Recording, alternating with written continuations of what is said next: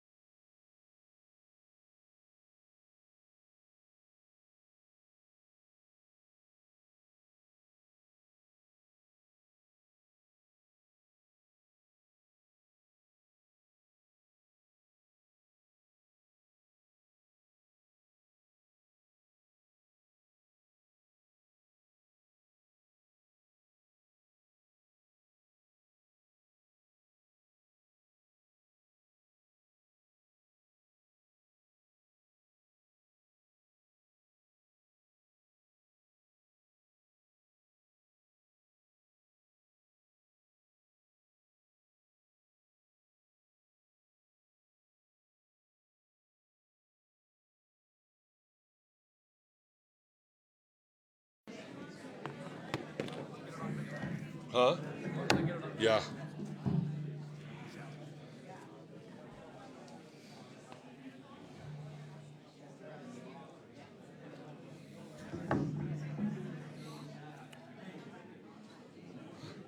All right, ladies and gentlemen. I love that you're visiting. If you want to stand, that's fine, or sit. We're going to get started here. Like our other events, we kind of like to be just a little bit informal. We want you to be relaxed and enjoy yourself. And I've just got a few announcements that I'll make as we get started. But as tradition and value system holds, we will start with a prayer and a pledge to our flag. And our precinct chairman from precinct number 3, Mr. Lawrence Anderson, is going to do us that honor.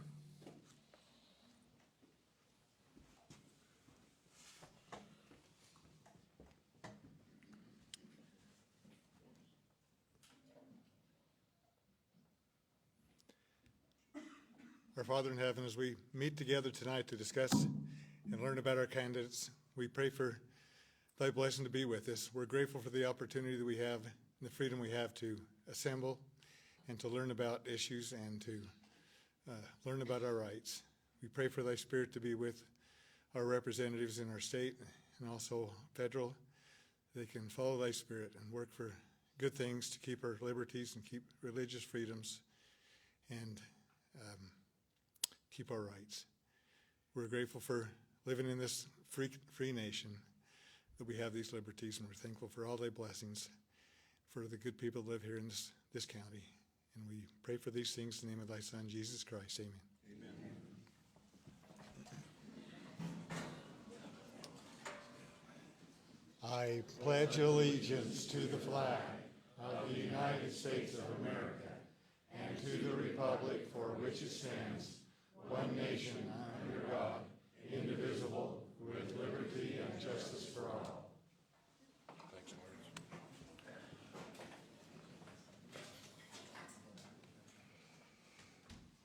Thank you, Lawrence, for doing that. I've just got a few little minor housekeeping announcements that this gives us a good crowd to be able to let you know. First of all, this is being live streamed by TJ Burbank on our Facebook page, Franklin County Central Committee, Republican Committee, and it should store there if you want to go back and watch it later or refer people to watch it that weren't able to come tonight. I really appreciate looking out and seeing the chairs pretty well full. At 6:30, I was getting kind of nervous because there was only 5 or 6 of us here, but I'm pleased with that you've all joined us. I feel like I want to say one little thing. As you heard Lawrence and you joined him in the Pledge of Allegiance, there's 31 words in that pledge. And I think we've said it how many hundreds and thousands of times in our life. But I just want to point out my opinion that there's one word in that pledge that's more important than any other word in there. And it's the word indivisible. And I think that every time you hear that pledge, I'd like you to think about that word as you say it and remind ourselves that we as a county, as a city, as a legislative district, as a state, and as a country, I would love to see us be indivisible. Nothing can get between us. Regardless of different opinions, different ideologies, different upbringing, we should still have a common goal. And I feel like that as long as there is not an enemy within, the enemy on the outside can do us no harm. And so that's kind of a motto that I like to believe in. So as far as announcements, of course, tonight is for our legislative candidates. We are Legislative District 28. That was a result of the redistricting that happened a couple of years ago. Our district includes all of Franklin County, part of Bannock, and all of Power County up in the American Falls area. So those are our representatives and candidates that are here tonight are from that district. These terms that they're running for are 2-year terms. And so, after that election's over, we'll be stuck with them for 2 years, whoever they are, and we'll see them again in 2 years. So that's what tonight's meeting is. Now, next Thursday, a week from tonight, May 2nd, at the Preston High School auditorium, we will hold a similar event to this, similar format, and that will be for your Franklin County candidates. As you've looked around town, you're inundated with signs. Some of them are from these dinglings over here that are involved, but a lot of them are from the county races. We've got some really good races this year in the county, and I like to see that. That's a lot better, I think, than unopposed year after year after year. So you've got sheriff races, and you've got 2 different county commissioner races, District 1 and District 3. You also have a prosecutor, but he's unopposed. So we didn't invite him to that one next week. But next week will give you a chance to hear from those sheriff candidates and from the county commissioner candidates. Preston High School Auditorium. The doors will be open for you to mingle at 6 o'clock. Event will start at 7, just like this. We kind of planned this. The county one might draw more people, where it's us. And so we wanted a little bigger venue for comfort. Then May 21st is your primary election. Don't be confused with the caucus that we just held. That was a different thing. This, you go back to vote at the precincts where you've always voted, whatever precinct you're in. Those polls will be open from 8 to 8 like normal, and you'll go there and vote on the Republican ballot. The deadline for you to be eligible to vote on the Republican primary is May 21st. You can go to the poll that morning if you, for some chance, not registered, or if your affiliation is unaffiliated. You can switch it to the Republican at the poll that day with the proper ID. Okay? So that's a deadline for that. If any of you aren't sure what your registration is, we can check that for you tonight. We've got a laptop in the back, and we've got a teenager that knows how to run computers, and he can look your name up. It's the guy with the cowboy hat right up here in the front, Mr. Rigdon Gilbert. He'll check that for you, and you can double check that your registration's there and that it's affiliated Republican so that you can vote on the Republican ballot. When we held the caucus, we had a low turnout. We knew that. But we probably had at least a dozen people come to vote, and they thought they were Republican registered. Turns out they weren't. Sometimes just by accident. I see somebody grinning. Yeah, I remember. So if you have any doubts at all, reach out to us and we can help you double check that. There's still time to put that where you want to put it. Then May 30th, after the election's over, part of what's on that ballot are precinct committee positions in your precinct. The people you see wandering around with these red shirts are current precinct positions.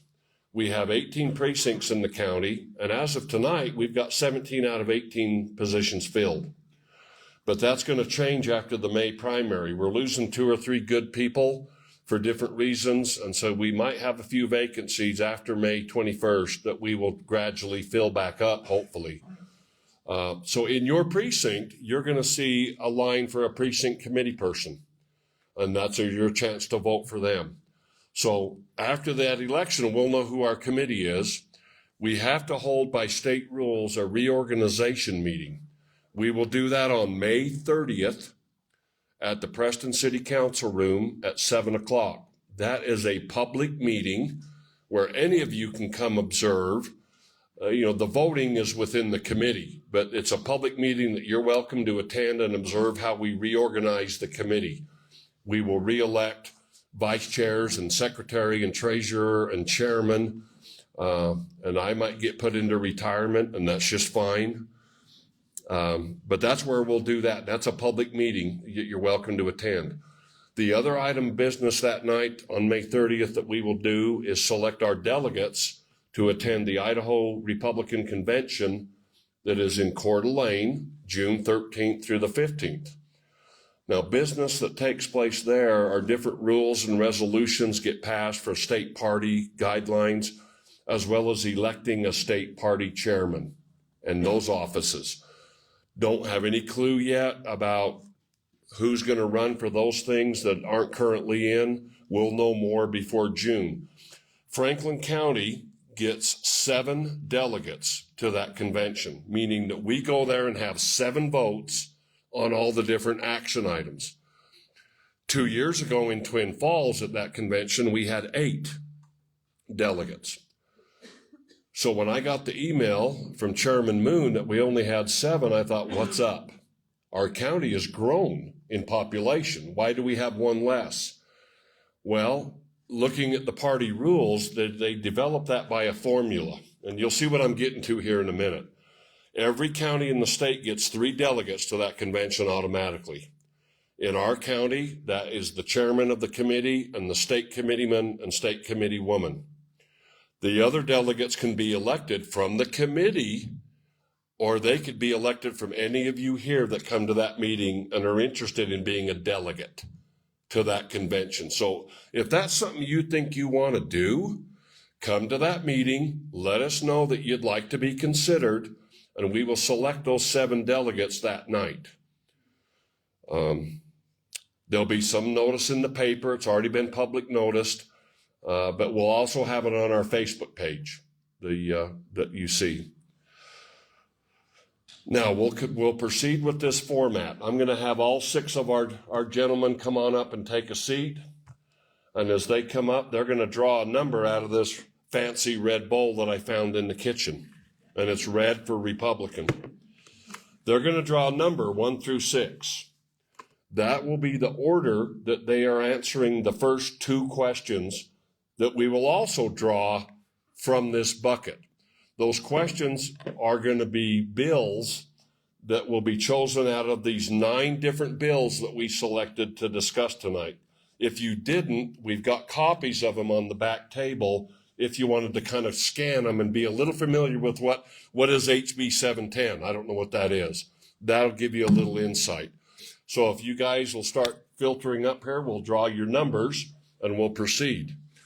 Each candidate, in the order of the number they draw, will give you, you'll have 5 minutes to tell us who you are and your background, your bio, anything you want us to know in those 5 minutes. And then we will start with the rounds of questions.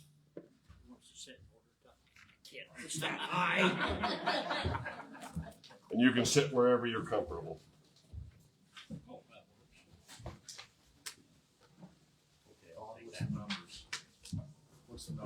Rick, what number? 1. Number 1. Dan is number 6. Mr. Senator Guthrie. And that's your good shoulder. Number 5. I know you can reach it. Yes, I can. Mr. Lamborn is number 3. Mr. Seville, there's just 2 left. Number 4. Mr. Jackson will be number 2. Okay. Do that, right? So that will be the order for the first 2 questions. After the 2 questions, we're gonna redraw to kind of mix it up. That way, I don't want one guy to go first every single time. I don't want a guy to go last every single time. So that way we kind of mix it up. Following those rounds of 4 questions, then we'll go to a final 5-minute period for each one in their drawn number. If there's any concluding statements that came to your mind, you can conclude that.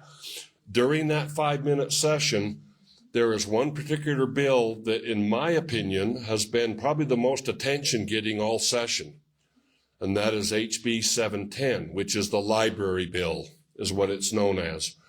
So during that final 5 minutes, I want to ask each candidate to address their thoughts, feelings, opinions on that bill, because it's been of interest to just about everyone. So I'll have you guys drop your number back in just for now, and we'll get started. Oh, you had to fold it, Dan? Yeah. Hey, I want to keep it a farmer, right? Well, you might draw the same one again. Who knows? Mr. Thomas? You want to talk about the timing, how the timing is going to work? Okay, and what you'll notice, guys, we spent a whole $16 on this clock. In previous candidate nights, we would kind of time you, and then we'd just have to start waving at you. So not to be distracting, you'll be able to see how your time's going, and it won't distract you. So keep an eye on that. If it, we don't want to go over in fairness. If we do, he's got a big old hammer. Okay? Hit the clock? Yeah. That's what I wanted to ask. Okay. Hey, don't interrupt me. I don't want to filibuster tonight. Yeah. Now, the way I thought, I know that some of us wanted, a lot of times people say, well, are we taking questions from the audience? And I thought about that. I've seen it happen in other places. And we as a committee kind of felt like we wanted to kind of keep it, in this format. The way I'm going to involve the audience is I'm going to have you guys draw the question, and then we'll proceed in our order. So, where did Riley Reynolds go? You get to draw the first question. Thank you. Can you imagine that next All week right. he's gonna do to me? The very first question that you'll address for 2 minutes, HB 599. Oh, I'm sorry. Well, I shouldn't have told you. I'm sorry. Yeah, let's start with our 5 minutes in numerical order. Lower the mic to a normal human size. My name's Rick Cheatham. I live in Pocatello. I have for the last 46 years. Got to Idaho as quick as I could get here. I serve on seat A in District 28 in the Idaho legislature. I'm an incumbent. I was elected 2 years ago, so these first 2 years I've been a freshman. I don't look like one, but I am. It's been an interesting session, I have to tell you. I want to introduce, before I go any further though, my spouse, Deborah, is over here. She's also my treasurer for the campaign and my chauffeur as we travel around the state doing these events. I think experience counts. And I've been on the Pocatello City Council the last 6.5 years, so I've got some experience with government. When I was elected 6.5 years ago to the council, I also was elected to the board of directors of the Association of Idaho Cities. And I've dealt with a lot of legislative issues as we have meetings on the AIC board of directors. The entire board sets as the legislative council to set policy that the AIC is going to do. So I've had a lot of experience doing that. We've worked with a lot of issues, worked with a lot of senators and other legislators, other people in state and city government to talk about what's important to cities across the state. It's been interesting. I retired before I did this so that I wouldn't have a conflict with my employer and what I was doing politically. So I got involved 7 years ago when I first got involved in all this. Before that, I was Bannock County Treasurer about 12 years ago, the Republican Central Committee Treasurer. That's when I first got involved in party politics across the state of Idaho. But it's been interesting, I have to tell you. Our daughter lives in Boise, so when I go to Boise, I rent a room from her rather than paying somebody downtown Boise $3,500 a month for a room for 3 months, which is the going rate over there right now. There's a lot of issues that we could talk about tonight. Todd's done a good job of defining some of the most important. I might disagree with him about the importance of 710 and say I think 521 attracted a lot more interest across the entire legislative session, but 710 has been one that's been contentious now for at least 3 years, and that's the library bill. And we'll be talking about that later. We drove down tonight, across beautiful country. I've spent a little time in Franklin County over the years. I'm a hunter, and I've shot a few turkeys down here over the years. Your Cub River country is absolutely beautiful. It reminds me of the farm that I was raised on in Kansas, along the Arkansas River. And we don't farm anymore. Dad died 13 years ago, and Mom just passed away in January. So my brother was farming. He decided to retire. We have a guy who's running the farm now for us. But I know agriculture is important in the state of Idaho. A lot of our economy is based on agriculture, whether it's dairy, whether it's grain, whether it's other crops. Talked to a farmer last night who was planting canola, and I told him I know nothing about canola except what comes in the bottle. He said that was okay, just keep using it. But there's a lot to be said about what's happening in the state of Idaho. We have growth, tremendous growth happening in the state of Idaho. We've been discovered. We can't stop it. You're seeing the edge of it here with what's coming across the Utah border.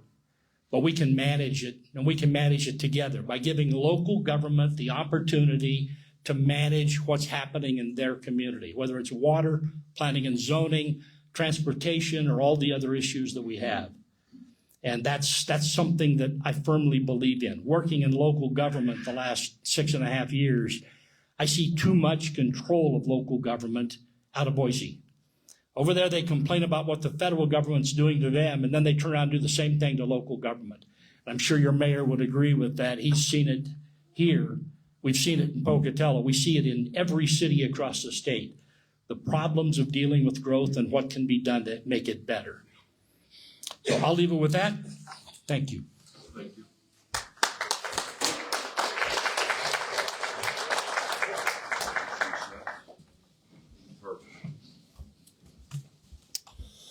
I'm Kirk Jackson, candidate for state representatives, District 28, Seat B.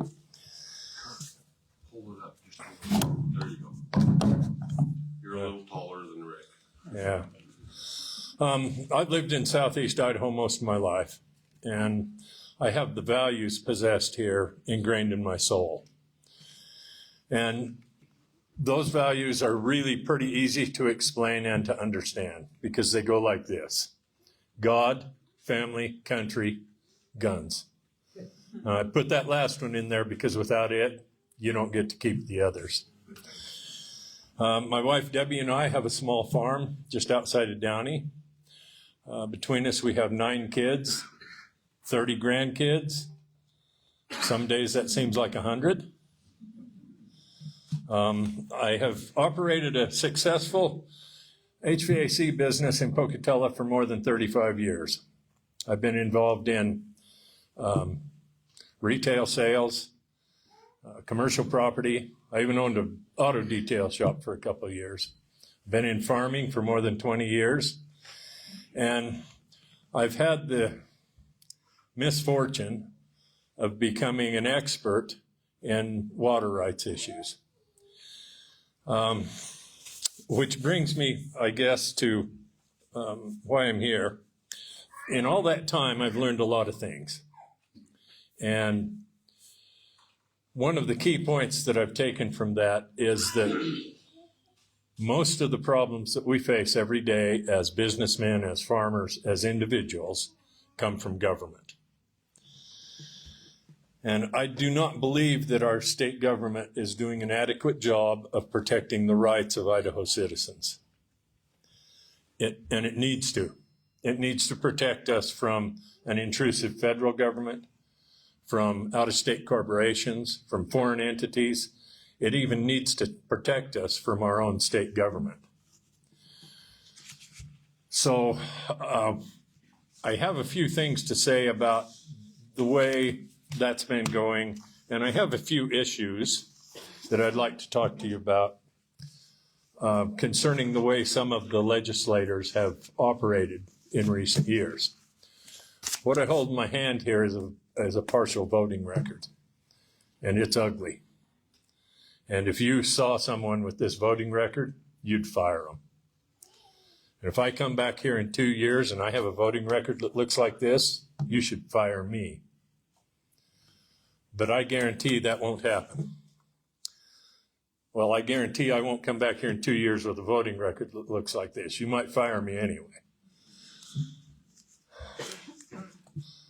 I promise you that I will stand for the values and the lifestyle that we hold dear here in Eastern Idaho.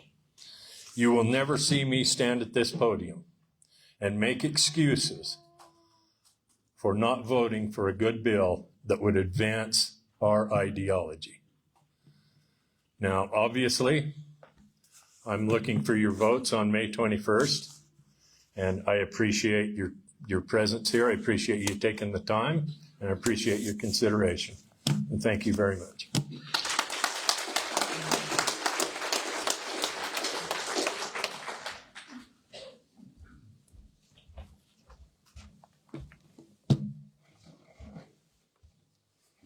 Good evening. My name is James Lamborn, and I'm running to represent all of you in the Idaho State House of Representatives, District 28, Seat A. I view the world through a traditional Republican lens, which reflects 3 clear prisms of light and truth: constitutionalism, conservatism, and Christianity. I don't judge people, but I do judge politicians. I see the Democrat Party and their leftist ideals as the single greatest threat to my country and to my state. And I think the only way we lose to Democrats is by tolerating fake Republicans. House Bill 242, the transportation of a minor without her parents' consent for an abortion. All of the Democrats in the House voted to make this practice legal in Idaho. Of course they did. All of the Republicans in the House rightfully voted to make this illegal in Idaho, except for 2 Republicans. That is Dustin Manwaring, the Pocatello Solar Company lawyer, and your current representative, my opponent, Rick Cheatham, retired used car salesman. What does Pocatello's District 29 rep have in common with Preston's District 28 rep? Well, it's a fantastic question. Did you know Mr. Cheatham, your current House rep, currently sits on Pocatello City Council, representing District 29's urban sprawl, big government, Democrat values, while simultaneously claiming to represent you and your suburban, rural, small government Republican values? How is it possible that he can equally represent both liberals and conservatives at the exact same time, you ask? Well, it's not, actually.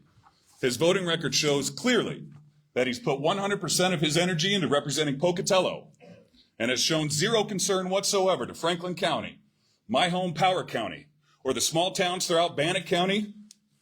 Do you feel cheated? I feel quite cheated. House Bill 314 and 710A. It's not 710, it is 710A. The removal and relocation of pornography from Idaho's publicly funded libraries. Cheatham, as well as your other House rep, Dan Garner, voted continuously to keep porn in your libraries against virtually the entire Republican Party and with virtually the entire Democrat Party. HB 464, the GOP's attempt at protecting Idaho from the invasion at our nation's southern border. Cheatham and Garner voted against it, along with almost every single Democrat in the House. HB 179, ranked choice voting. This is hands down the biggest threat to Idaho's election integrity the state has ever seen. Rick Cheatham and Dan Garner are some of the only Republicans in the House to support ranked choice voting alongside almost every single Democrat. HB 734, $700 million of your hard-earned dollars given to Idaho's 4 major universities to continue to illegally teach and propagate Marxist, anti-American brainwash in the forms of DEI, CRT, and of course all things transgenderism, while remaining publicly funded. You see, that's the illegal part here in Idaho, receiving public funds while promoting communist garbage. They're not allowed to do that here. Yet Cheatham, Garner, as well as your Senator Guthrie, just voted to give them another $700 million. That's the same Jim Guthrie, by the way, who just killed a bunch of gun bills, which would have expanded and fortified our Second Amendment rights, God-given rights. And he did so because Democrats told him to. And I could go on and on. SB 1097, almost $200 million of Medicaid expansion in Idaho. SB 1206, $1 billion to the public school system. HB 521, $2 billion to the State Board of Education. SB 1189, $1 billion to the IDOT. It's obvious. Our current representatives in the Idaho State Legislature despise us and have zero respect for our labor and our sweat equity. We work hard all our lives just to give our money to these shameless Democrats who cynically call themselves Republicans while they light our money on fire and laugh at us. My opponent, Rick Cheatham, as well as his twin siblings, Garner and Guthrie, the conservative dream team. On May 21st, please do us all a favor and vote for the only authentic Republican in my race. Vote James Lamborn. Thank you.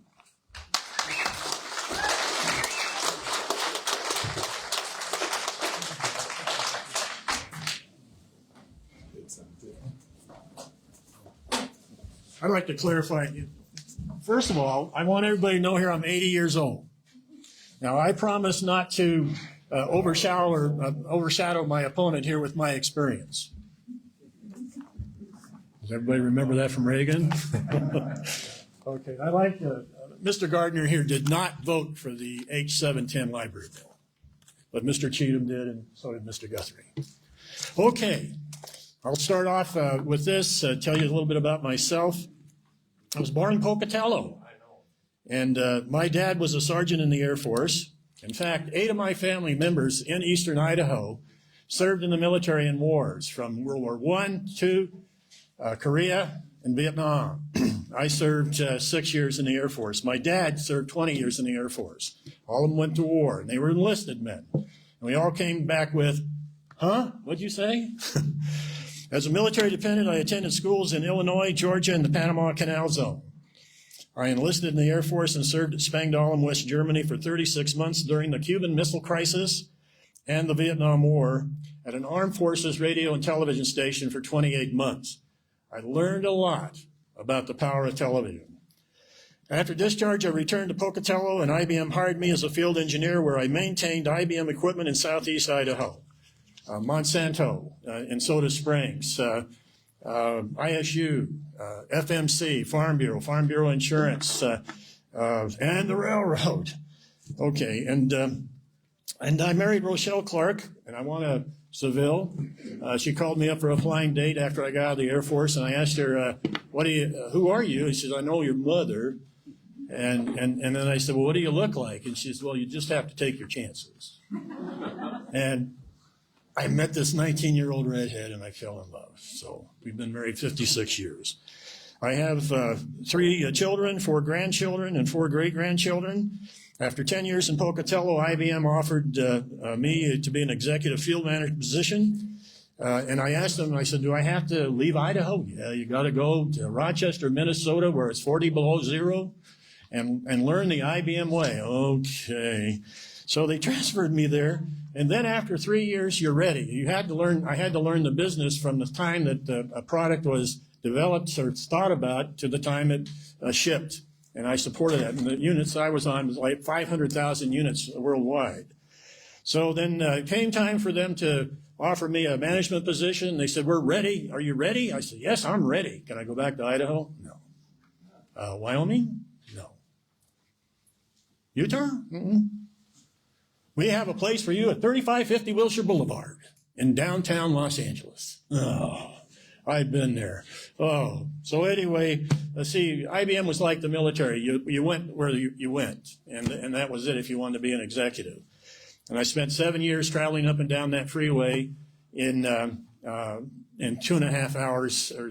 It was awful, but I managed to do it for 7 years. After that, they transferred me to Salt Lake City, and I retired at 32 years. I was hired by Thrivent Financial for Lutherans, and I served from Sandy all the way up to the Utah border. And for those of you that have never heard of AEL or Thrivent Financial, it's a nonprofit faith-based organization that sells financial products to the Lutheran community. They changed it, now it's open to all Christians. And I was Rookie of the Year my first year. They're really surprising. And another thing I'd like to share with you is that IBM and Thrivent Financial in last years, including last year, were recognized as the most ethical companies out of 135 companies in the world. And I feel fortunate that I spent 45 years working in those companies. And by the way, they are very ethical. And so they earned it. I have a BSBA from the University of Phoenix, volunteer work, ham radio, K7CF, Junior Chamber of Commerce, Outstanding Young Man of America in 1979 and 1981. I didn't know what that was, but I joined the club of Elvis Presley and Dick Cheney and Bill Clinton and Richard Nixon. I was a Utah voting district chairman, Idaho legislature in Utah, in South Jordan, member of the Rotary Chubbuck Chamber of Commerce, and I worked at the Eastern Idaho State Fair, and I'm running out of time. And I registered the group for 8 years, so we registered 1,000 people with 127 volunteers at the Eastern Idaho State Fair. It was really tough, 10 in the morning to 10 at night, 9 days in a week. That's who I am, and I appreciate your vote.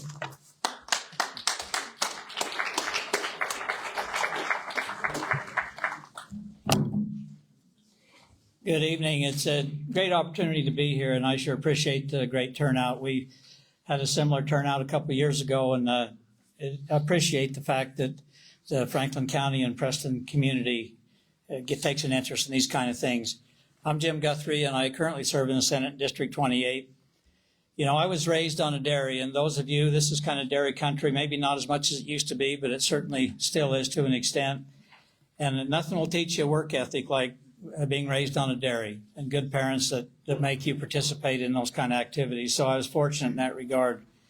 I have 3 kids, 2 sons and a daughter, 10 grandkids, and 1 great-grandson. I've been a blue-collar guy my whole life. I've worked heavy industry. I've worked construction as a carpenter. I've done a lot of equipment operation, backhoe work, that type of thing. And I've spent my lifetime since I was 5 years old either on a farm or I've owned one. And there's nothing quite like a life of agriculture, a lot of hard work, but a lot of reward as well. My political service includes, back in the 90s, the school board member from my zone quit in the middle of a heated meeting, and so they took applications to replace him, and I was selected and served 6 years on the Marsh Valley School Board. Then in 2000, I got talked into running for county commissioner, and I was able to defeat an 18-year incumbent and served 2 terms in the Bannock County Commission, all as the chair of that board. I got out of politics in 2006 for 4 years, and then in 2010, I decided to run for the Idaho House of Representatives and was successful in that effort and served 2 years there. And then after that, in 12, I ran for the Senate, and I've been in the Senate. This is my 6th term. I currently am the chair of the Senate State Affairs Committee. It's been referenced already. And I'm on the Commerce Committee and also the Resources Committee, which has a lot of issues that are important in terms of our water and other resources.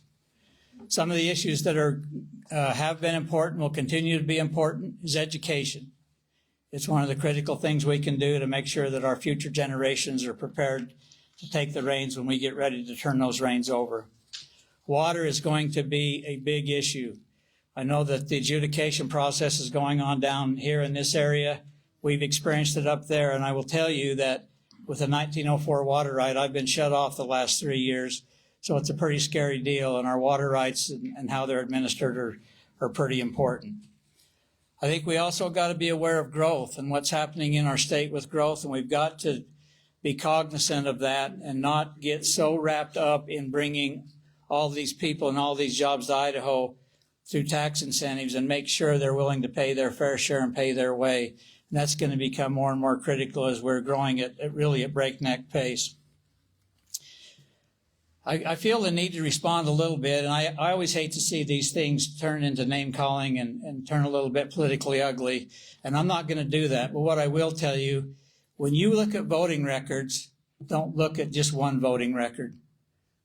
Make that effort be inclusive, because the voting record is in the eye of the beholder. I can tell you that personally, I've had the support of every single ag community in this state. And I know this is an ag county. Farm Bureau, food producers, the grain people, the water people. Those are the people that drive our economy, the business, industry. Those are the people that are supporting me. Those are the people that are supporting these gentlemen right here. And I will tell you, we can disagree on issues, and we have. We have voted different. But their work ethic and their commitment to serving this district in this state is admirable. And I just feel the need to offer that. You know, we're going to deal with a lot of tough things. We're not always going to agree. And when you see a bill and it has a very sexy headline, it can be tempted to say, oh, porn in libraries or guns or whatever it might be. Dig into the bill, because sometimes the headline will make you think, oh, that's a great piece of legislation, but get into the details, and sometimes it can be extremely problematic. So I appreciate your attendance, and I would appreciate your continued support. Thank you.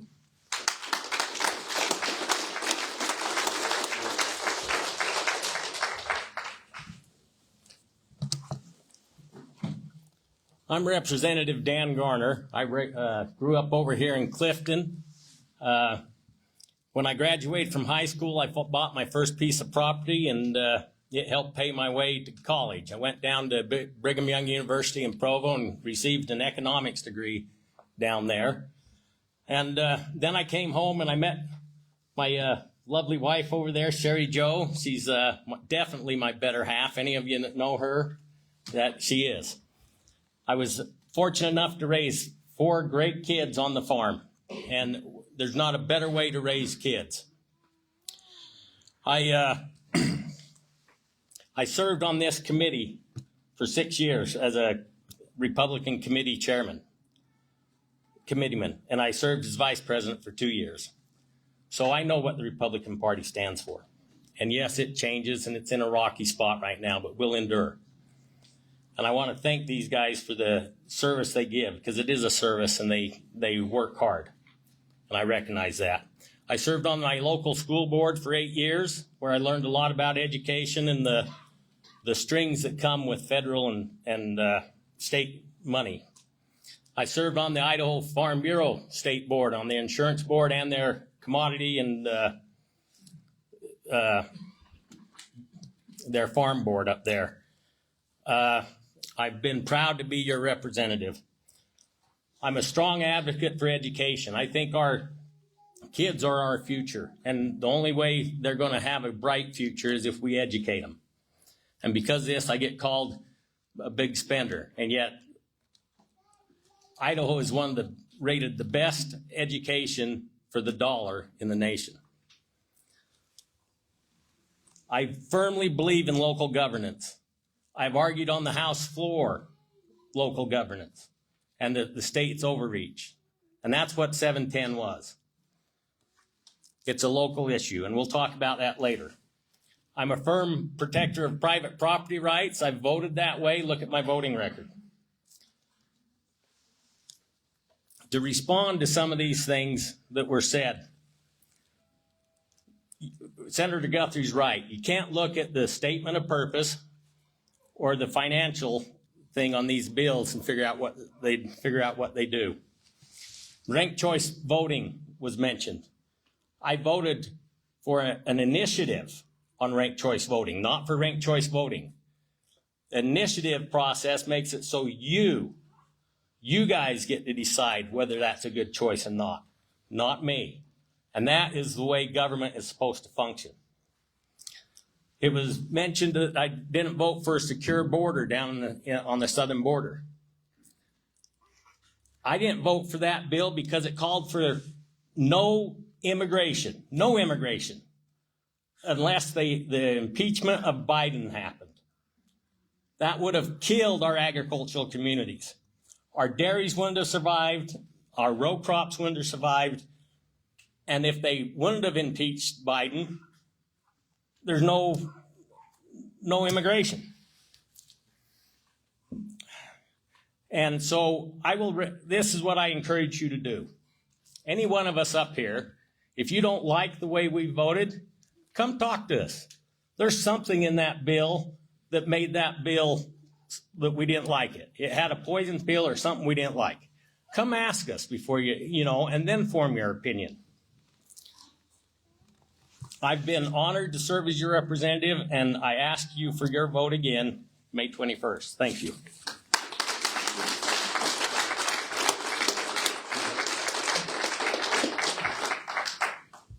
All right, thank you, guys. I'm sorry I jumped the gun by telling you what the first one was, but we'll use your drawn number order to go through these first two questions. The first one is 599, which is to do with absentee ballot harvesting. If you've got that in your package, you can look at it a little bit. It was passed by both houses and signed by Governor Little, so it is now law. So we will just go 1, 2, 3, 4, 5, 6. Take your 2 minutes. Tell us what you think and why you think it in those 2 minutes, and then we'll go to the next one. Thank you, Todd. When 599 was introduced, I talked to Phil McGrain, the Secretary of State, about the issue. Was there ballot harvesting going on? And he had no evidence that it was a massive issue across the state of Idaho. He could come up with one instance that he was aware of that there had been an instance of ballot harvesting. Just so you're familiar with what we're talking about, it's the ability of someone to go out and gather up a bunch of voting ballots, absentee ballots, and decide whether or not they're going to turn all of those in based on what the vote is on the ballot or what you think it is in the sealed envelope. Phil couldn't come up but with one instance across the state. So we spent tens of thousands of taxpayers' dollars trying to fix a problem that really isn't a big problem in the state of Idaho, and there are lots of other things that could have been done. I voted for it, but I frankly think it was something that really didn't need addressed because it really isn't a problem in the state of Idaho. If you want to go to a nursing home and take your mother's ballot back to the voting place, you know, whether, back to usually it's your courthouse, you can do that. What you're not supposed to be doing is going to the nursing home and gathering 50 ballots and then deciding how many of those you're going to turn in based on how you think the person voted at that time. That's what 599 was all about. It's one of many bills that we saw this last session that was a solution seeking a problem that really didn't exist. Thank you.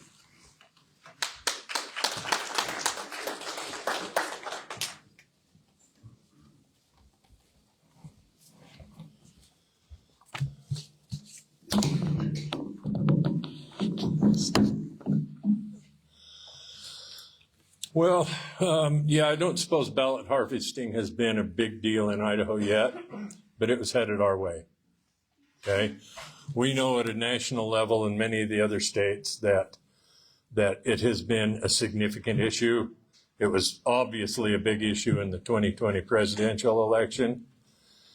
And we also know that states like New York and California like to import their liberal ideas into the red states.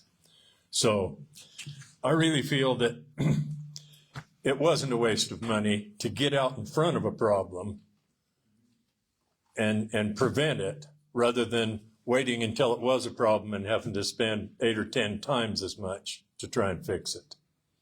So I would be in favor of this, I think, every time. Thank you.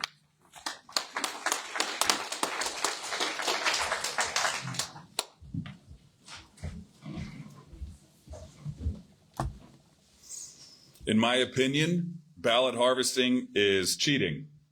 There's a reason they created ballot harvesting. We all remember Acorn back in the Obama days. These are community organizing groups that go out there and cheat. And ballot harvesting is just one of the many ways that Democrats cheat. You'll notice every time there's a contested election, whether nationally or locally, it's the Democrat who ends up finding 3 or 4 extra votes. None of us have to be reminded of 2020. Ballot harvesting, in my opinion, is just one of the many tools that cheating Democrats use to win elections, because they can't win when they're open and honest about their ideas. And I think that's all I have to say about that. Thank you. Well, after registering 1,000 voters up at the Eastern Idaho State Fair, I discovered that there was 250,000 people that are not registered to vote that are eligible to vote in Idaho. And one of the things I heard was, my vote doesn't count. When I was in the Air Force in Spangdahl in Germany, I turned 21 and I voted absentee. And I've voted absentee ever since. As far as ballot harvesting, and I followed that, it doesn't exist. If it does, then it's an exception. In fact, if you go and like I do my homework on ballot harvesting just to find out. I'm kind of a nerdy kind of guy. And as a result of that, they found very few that actually voted or did, had harvesting. There was some incidents down in California. So I don't know why they brought this up unless it came from the American Legislative Exchange Council. So really, I don't think it exists, and I don't know why they did this, except to cater to the Idaho Freedom Foundation that's funded by Charles Koch of Koch Industries. He's an oligarch, if you're not familiar with him. He's $100 billion a year, and he spends $1 billion on politics, influence policy in the United States. So anyway, I really think a lot of these crazy bills, and the other thing is that in Utah, the legislative session is 45 days. In Idaho, it's 94 at $211 a day. By the way, I apologize to you, Rick. You didn't vote for Gibson. You didn't vote for 710, the library bill. I did. You did? Yeah. Oh, okay. As amended. As amended. Okay. Amended, unamended. Well, I'm looking at the sheet here. I thought you did.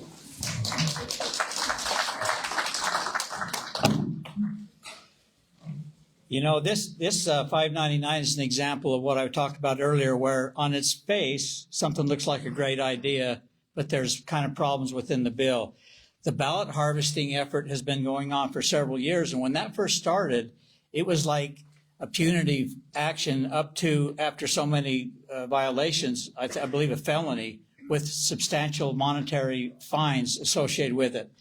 That thing got down to where it kind of made sense and it hit the right balance.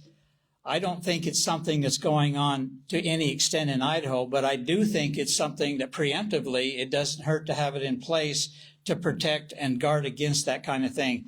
I will tell you the Secretary of State was supportive of this legislation, and I voted for it. And I think it was probably, again, something that let's get out in front of the issue, and it doesn't hurt to do that.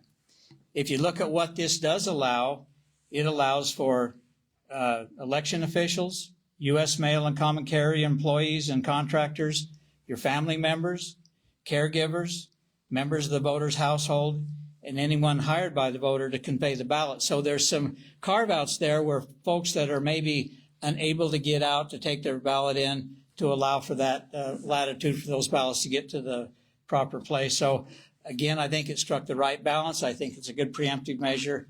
Thank you.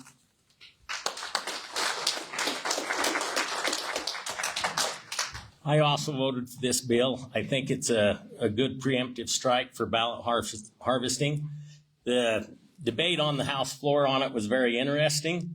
And as Senator Guthrie mentioned, we made sure that there was a carve out for family members to take their elderly votes to the post office or to the clerk's office or wherever they needed to go.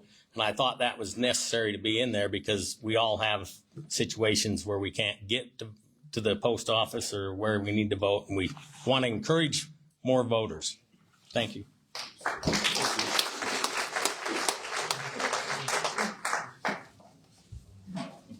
Thank you. Okay, we're going to draw our second question. Any volunteers?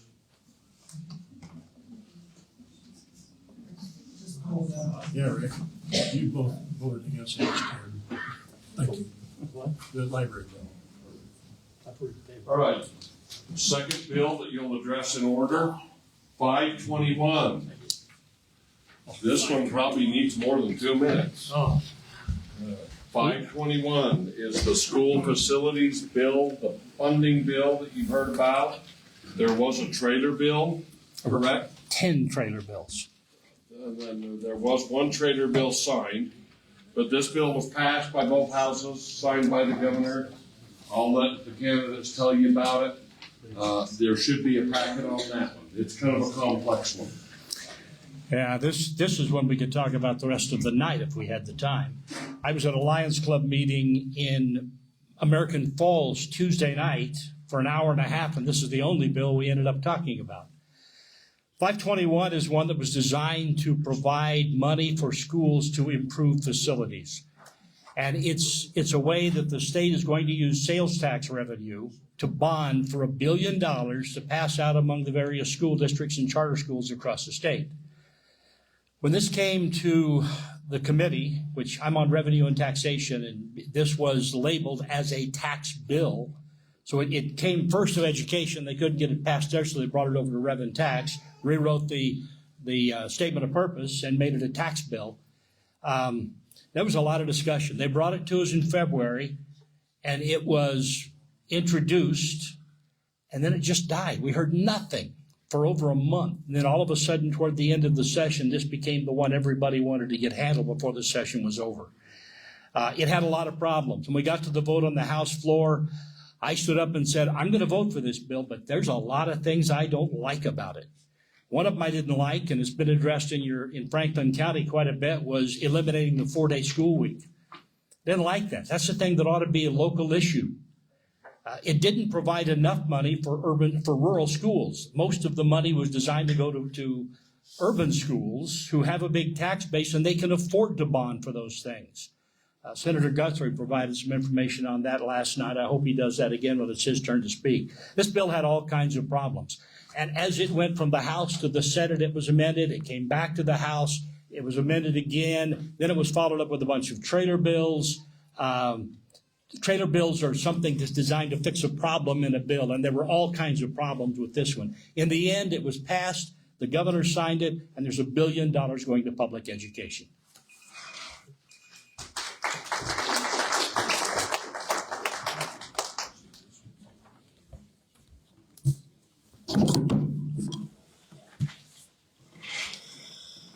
Well, what do you say about this one? It had tax issues in it. It had education in it. It had several other things it addresses. It referenced subsections. It referenced various Idaho codes more than 48 times.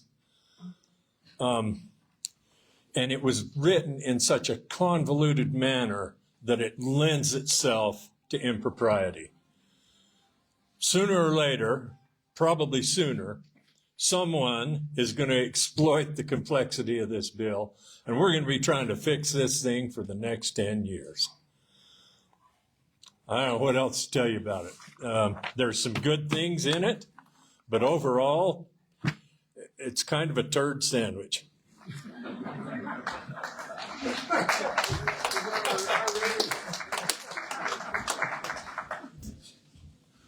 I couldn't have said it better myself. This thing is a total mess.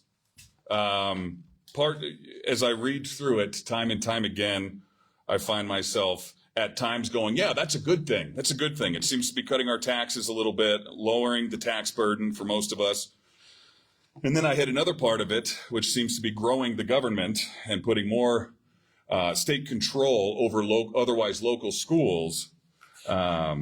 And then you get into all the debt, the financial indebtedness, and with everything going on, almost 50% of Idaho's state budget is federal monies, and every one of those dollars comes with a string attached, and a lot of it is tied to the school system.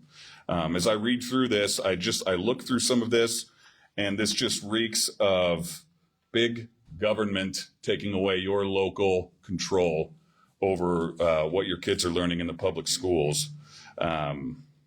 So I don't know. I guess the thing is so convoluted, I don't have a super strong feeling about it one way or the other. It's nice. It does seem like they have reallocated funds in order to lower your tax burden to a small extent. It's a move in the right direction in terms of your taxes. But again, the growth of government, the growth of state control over our local schools, which this thing does kind of reek of. It makes me nervous, makes me uncomfortable, and I guess if I had to really choose, I'd say I don't like it. That's all.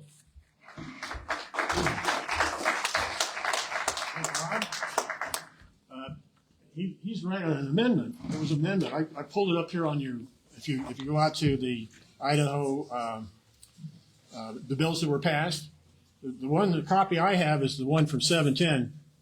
The other one is 710 AA. Right, Okay. meaning it was amended. Right, but it was amended on the last day, and Mr. Cheatham and Mr. Gardner voted against it. We're talking about 521 right now. Okay, I'm sorry. Well, I did just want to clarify a mistake, but That's fine. I hope you're okay with that. And they voted for it, not against it. Mr. Cheatham will tell you that himself. Clock's ticking. Okay, sorry. Okay, as far as 521 is concerned, I found out in August of 2006, I couldn't understand why Marsh Valley had 4-day schools and the kids getting off the bus at 4:45 in the afternoon and getting on the bus at 6:30 in the morning. And then on Fridays, they sell chocolates to play in a band. And a lot of the kids are latchkey kids because both parents work.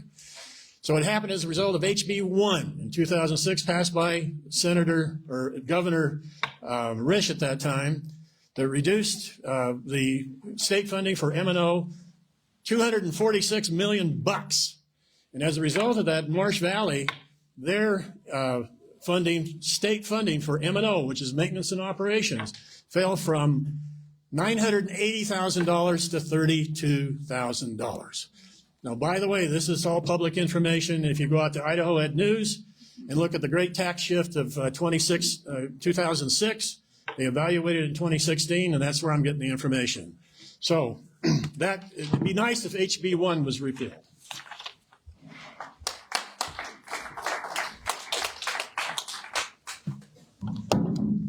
Rick mentioned that we could spend all night on this, and he's right. House Bill 521 was what they call a Christmas tree bill. In other words, all kinds of things in one bill, when our Constitution clearly states that legislation should be of single subject. That was the first non-starter for me. And quite frankly, I'm probably the Southeast Idaho anomaly because I voted against House Bill 521. Just to give you a flavor for what's in it, has schools facility funding, an income tax cut, property tax relief, repurposing of lottery money, use of sales tax, removal of the August election date for schools, administrative policy on those districts with a 4-day school week, and in order to be eligible for the money, they had to increase their hours or increase their days. Something for everyone to like and everyone to hate. The 1/10 of income tax relief, which is hardly nothing, still costs the state $60 million a year. So over the 10-year cycle that we're bonding for $1 billion, that's $600 million. By bonding for $1 billion over 10 years, the interest alone on that is going to be $250 million. If we had dedicated the $600 million instead of giving the 1/10 and saved the interest, you're almost to the $1 billion with $850 million.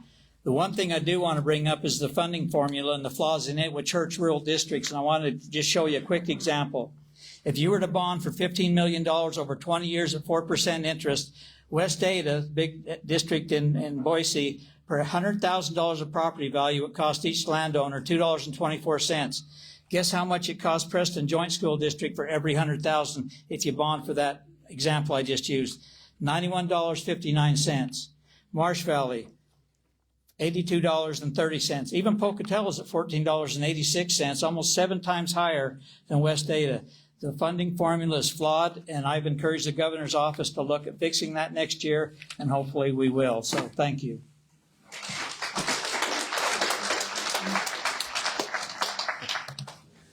$521, a very interesting bill. The funding formula needs to be looked at. The rural schools do get hurt by it. Preston should get it's right close to $10 million, and West Side should get right close to $6 million. The one thing that 521, sitting on the education committee, the one thing that it did do that I feel is a benefit is that made it so that the state government is admitting that it recognizes the problem that the state has with educational facilities. There's a cafeteria in Salmon that raw sewage runs underneath and they can't get anyone to fix it. They've tried to pass the bond 16 times and can't get the bond passed. So hopefully something like this 521 will make it so that Salmon can do something with that school. The other nice thing about 521 is that it helps lower your income tax by a 0.1%, and it also put money back into the fund that was set up by 292, House Bill 292, that was passed the year before, which came about for lowering your property tax this last year. And I hope you all saw a significant saving in your property tax, because that's what 292 did last year. Thank you.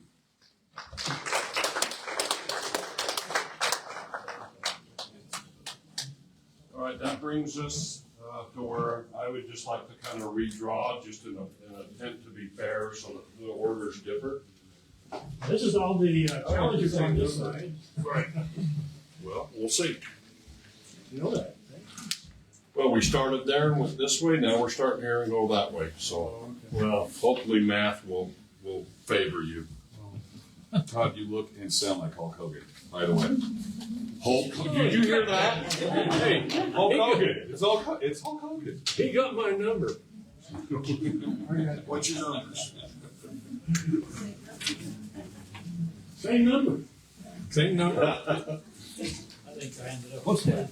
Are we missing? I think. I didn't get a number. Well, Todd, give me their numbers. You want me to take that one? Same number. okay. Kurt is number 4, Number 2. number 2, number 3, number 1, 6, and 5. So I didn't know how else to do it, guys. You're very fair.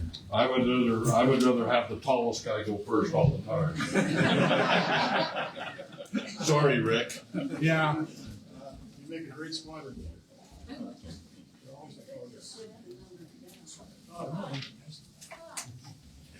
Todd, you've got a handout there.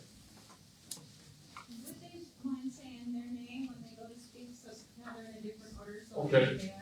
Then just give us your name again. Since you spoke up, you're gonna take the question.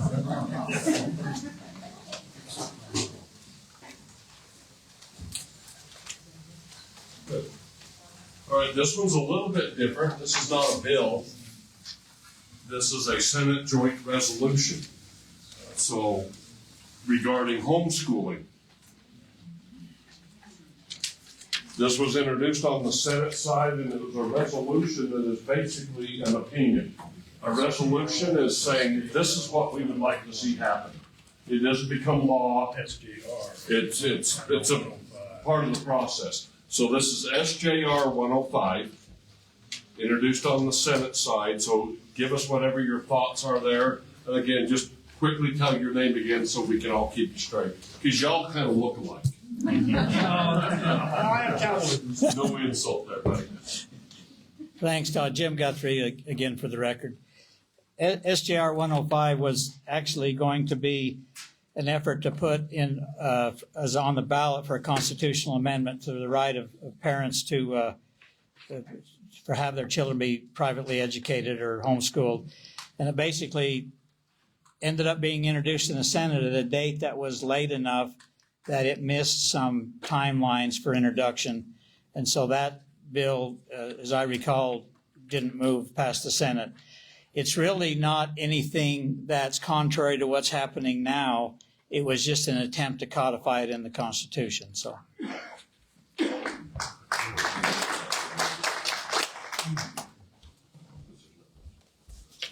James Lamborn. So this just looks like they wanted to add a few words to, obviously, like Mr. Guthrie was saying, the existing state constitution and take a few out. So the existing constitution says, to the best that I can understand it, that you have to educate your kids in the state of Idaho, at the very least, through the public school system. It looks like Senator Herndon was wanted to add in, quote, custodial parents or guardians of any minor child in Idaho shall have the fundamental right to privately home educate such child or to cause such child to be privately educated.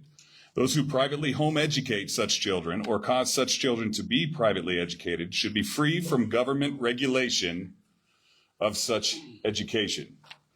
Obviously, this is all just going toward the idea of being able to educate your own kids the way you want to and not have to force them through this machine, this cold, empty, sometimes, depending on where you're at, machine called the public school system, which, as we've seen over the last few years especially, are coming with a total package of indoctrination and things they shouldn't be learning, a culture that many of us who believe in homeschool or private school don't agree with. We don't think we should have to put our kids through this system. I was 17 years old when Columbine happened in Littleton, Colorado. Since then, school shootings have gone up 100-fold. And you have to ask yourself, why is that? And all we hear generally from the usual suspects, the Democrats, is that it has something to do with guns. It's not. It's the culture of the public school system. I say get as many kids out of it as you can. Hit the hook.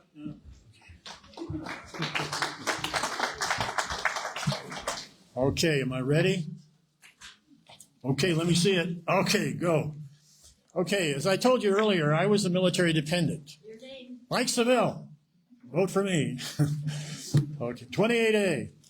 I was a military dependent, and in the third grade, my dad married a farmer's daughter in Illinois, and it was an interesting place they had. They had the pump in the kitchen, and so I went from there, and I attended schools in Illinois, in Georgia, and I attended segregated schools for 6 years, whites only, and I didn't like it because I was a Pocatello kid. But we had to do that. And then I went to the Canal Zone. I also, in kind of keeping this within the time frame, I visited China, me and the wife, on a tour. And we went to a Chinese, part of the tour was going to a Chinese fourth grade class. And we went there, they said, it's 28 of us, and it was just like, initials in the desk. And we sat down, and all those Chinese kids knew what we were saying. And they sang the Yellow Rose of Texas to us. And I said, how is that? And we'll come to find out that the Chinese teach Mandarin and English to their kids, because the international language of trade is English. And all the technical manuals in the world is English. And so I really think that, you need homeschool's okay if you want that. But in order to be competitive, our children are going to be competing with the Chinese all over the world. So if they want a job outside the state of Idaho, they might have a tough time getting a job, because that Chinese guy, he's there. He'll be there. Anyway, that's what I'm saying. So I really don't support this trying to keep people at home.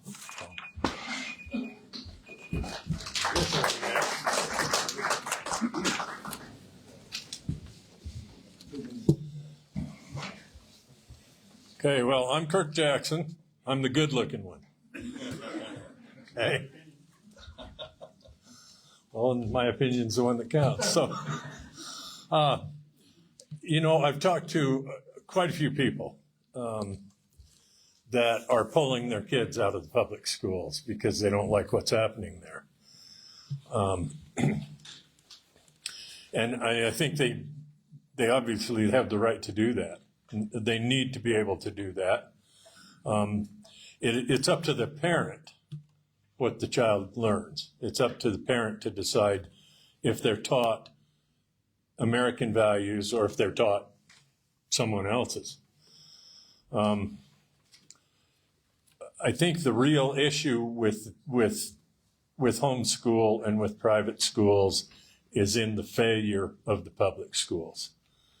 If we make them good enough, this won't be an issue. But until we make the public schools do their job, what they're supposed to do it right, and teach the basics and handle this in a proper manner, we're going to continue to have these kind of issues.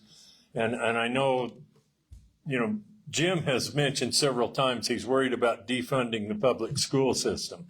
Well, if they're not going to do the job, why do they get the money?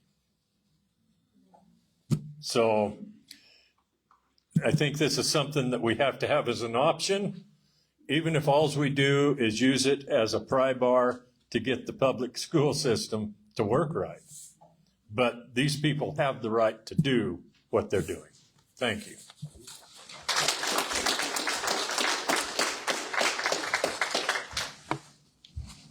Thank you. I'm Rick Cheatham. This resolution did not make it to the House, so tonight is the first time I've had a chance to see this. I think the important part of this to me is the second sentence. It says, those who privately home educate such children shall be free from government regulation of such education and shall not be entitled to public funds to support such education. That was a big issue in the House this last year, is how we're going to allocate education dollars and whether public money should be spent on home education or private school or religious school. And I am not in favor of that. I think public money should be spent on public education. I talked to all the school superintendents, our 6 districts in our legislative district, several times throughout the session, and this was one issue we talked about quite a bit. And those superintendents to a person told me that when someone comes from home education back into mainstream school, and many do, most of the time they're 2 years behind their classmates in what they know and what the expectations are of the state. Frankly, most parents aren't good teachers. Some are educated, some can handle it. I talked to a guy last night who says his next door neighbor has 5 kids, and they spend most of their time running around town on 4-wheelers. The kids aren't getting an education of any kind. There's no requirements. So the secret to this to me is keeping public money in public education so we can provide the best education we can for the future of Idaho and the future of those kids.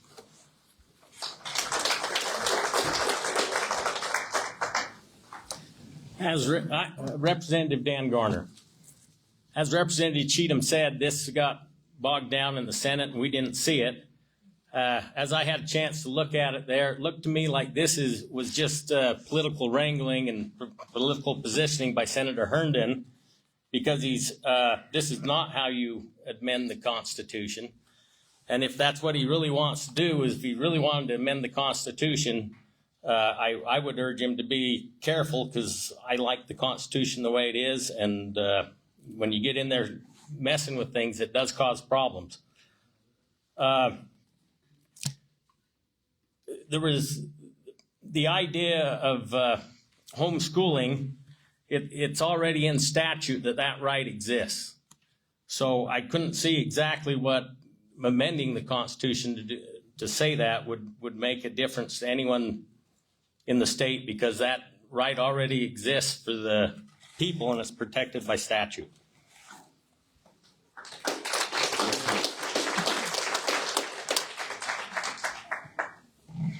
All right, thank you, gentlemen. We got one question left. There's about 6 in here that we'll draw from. Who am I gonna pick? Oh, it's a good one. What's a good one? You still worried? Oh, let's talk about it. Yeah, you do. You want my Sympathy. Thank you. How about my 1911 ACT? All right, How much do you want for them? here's our last round of 4. You know, I could do this all night, but I don't think everybody else wants to stay here that long. Zach's shaking his head no. The one that was picked was SB 1415. Establish a presidential primary. I'm kind of glad this was picked, because a couple of the others, you know, were ones that passed and were signed. Out of this pool of bills, we tried to pick ones that of a variety of end points. This passed the Senate and died in the House. Okay? Well, thanks, Todd. Again, for the record, Jim Guthrie. This bill was interesting, and I'm going to talk about another bill that I brought about the same time, because they kind of fit with one another, and that was Senate Bill 1371. The caucus had such an anemic turnout that there was some interest in trying to get back to actually being able to go vote for a president. And so my bill actually combined the presidential primary and all down ticket races to the 3rd Tuesday in April, to try to compromise between what the state party wanted and our traditional date in late May. That would have allowed time for the information to get to where it needed to be for the National Republican Convention in the summer. Now, Senate Bill 1415 was a bill brought by the pro tem, and by the way, my bill passed the Senate fairly easily and was not given a hearing in the House. But the bill in question, Senate Bill 1415, was a bill by the pro tem that basically said to put on the ballot, when we have our down ticket races, a presidential opportunity to vote for the president, even though it wouldn't be binding. So if the party wanted to have a caucus like in March, if they had the primary in May again and had the president on there, it would be, one, an advisory vote as to whether the citizens agreed with what happened in the caucus, and it would also have allowed an opportunity for the state party to use that information in the presidential primary to forward that nominee forward to the state convention. And that, it was a little awkward and a little cumbersome, but those were 2 attempts to try to marry up this and solve this problem of not having a presidential election. And I will certainly be bringing my bill back next year to try to solve that, so citizens like us can vote for a president. And those, if you look at a caucus, you estrange those that are serving in the military, you serve those that are out of state, the elderly, the sick, the people that can't get to the caucus location. So we've got to get that synced back up so we can vote for our president. Thank you.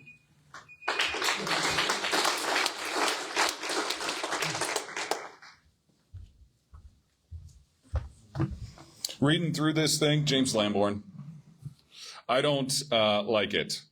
I really enjoyed the caucus. I think it was a good idea to get choosing our party's president to be within the power of our party. So the GOP is a semi-private club. It's not obviously part of the government.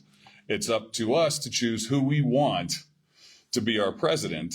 And that's what the caucus did. And I thought it was run very well. Of course, there was a blizzard all over Southeast Idaho during the caucus, which definitely brought down a lot of the attendance. But I liked having it in May as well. That makes us relevant on the national stage. By the time we vote in May, it is sort of irrelevant at that point. Idaho's choice for the president is irrelevant. So I don't see any reason to mess with this. I've got just a quick description here. It says Senate Bill 1415 would require Idaho to hold a presidential primary election in May, even if a political party had already held a caucus, and would not use the primary results to determine its nominee. But that's the whole point of the primaries, that we as a party get to determine our nominee. So this just seems like election meddling, and I question where this came from. I question what the motivation of this bill actually is. I don't think there's anything wrong with the current way we choose our president in the state of Idaho. Thank you.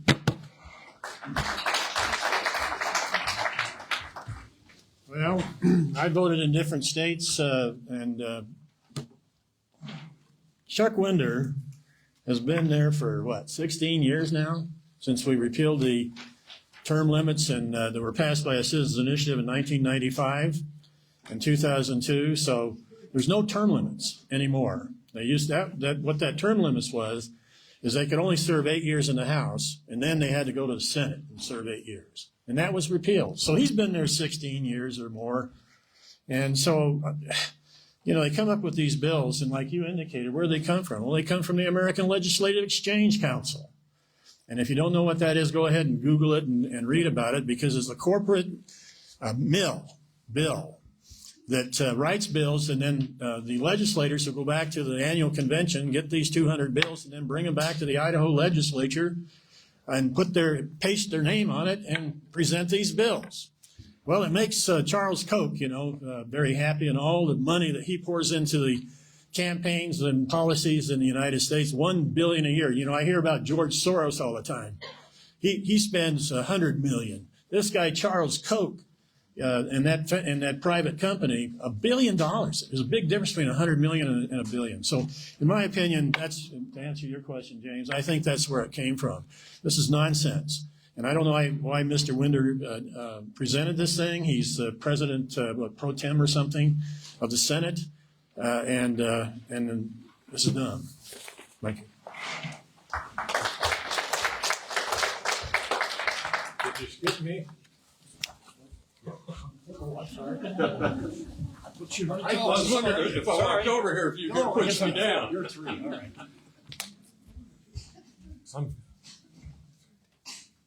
No, you're number four. I'm 4. Yeah. Oh, you're 3? I'm 5. I'm sorry. I don't have any fingers. Now we're all confused.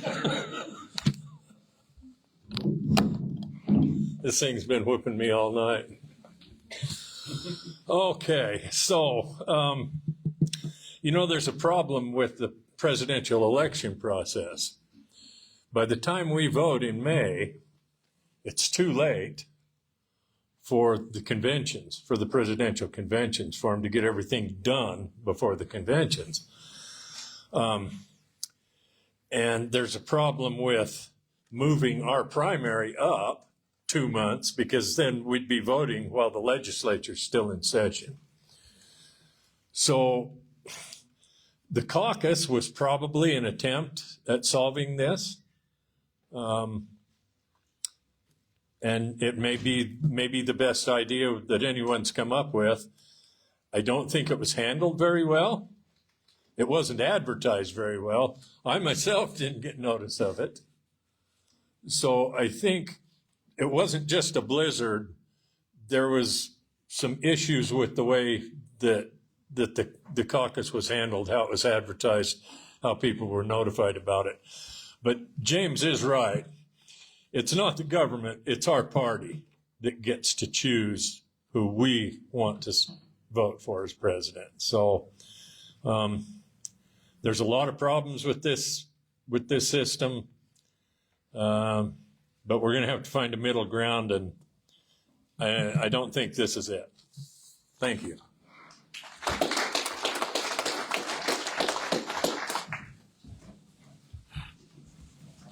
Pardon me for getting out of order there. This bill was an attempt to solve the problem of only 6.8% of Republicans showing up at the ballot in March to choose who the nominee and who the delegates will be dedicated to when the national convention is held. It did not make it to the House. It started in the Senate. It passed the Senate. It came over and was held by the chairman of the State Affairs Committee, if I remember right. So again, this is one I have not had a chance to review in the past, but I remember the controversy. A lot of folks couldn't make it to the caucus. We had a problem over here with the weather that day. A lot of folks power was out in a lot of areas. It was a mess. By going back to a ballot, we have early voting, we have absentee voting. You have an opportunity to participate in the process. And if you don't make that day and that 4 or 5 hour window that's been established, you don't get to participate in a caucus. And I don't think that's the way you get to choose who you want as your nominee from Idaho to be president of the United States. Everybody gets to vote in November. No matter which private club you belong to, we all choose a president by voting at the same time. What we're really voting on here is who we're going to send as delegates to that national convention and who we're going to choose. Your vote in Idaho matters, whether it's in March, April, or May. It doesn't really matter. Your vote still sends our delegates to make that choice. So the discussion of whether it's relevant or not, I think, is wrong. It doesn't matter when you vote. You get to vote if we have a ballot that you get to participate in.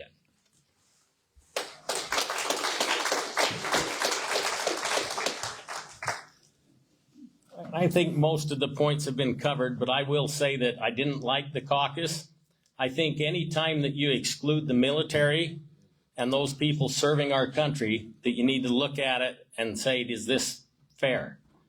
And so I'm hoping, and I'm pretty sure that I thought Senator Guthrie's bill was a good compromise, and I think we will keep working on it in the next 2 years, and hopefully before we have another presidential election, we'll have it solved.